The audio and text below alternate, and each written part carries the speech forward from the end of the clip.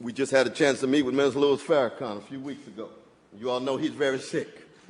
Spent 7 hours with him, in dialogue, in prayer. What's the major theme?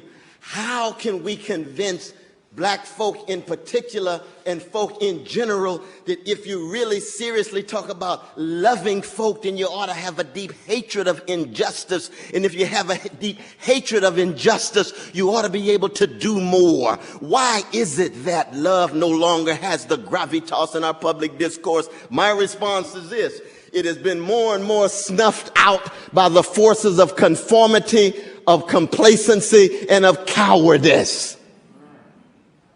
So that a whole younger generation is told to become successful. And all that means is just being well-adjusted to injustice.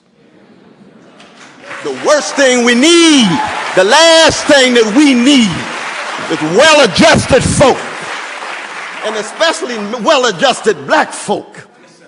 I see a Negro and talk about how well-adjusted they are. I say to myself, to what?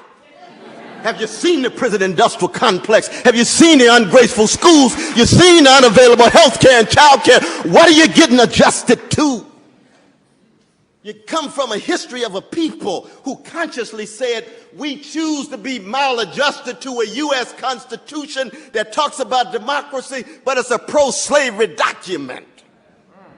And if it were not for the determination of the slaves, that document would have remained pro-slavery, which it did for over 65 years. Oh, why are you so harsh? We're not harsh, we're just telling the truth. It sounds harsh because you're so well adjusted. That's why it sounds harsh. You're so used to the lies told.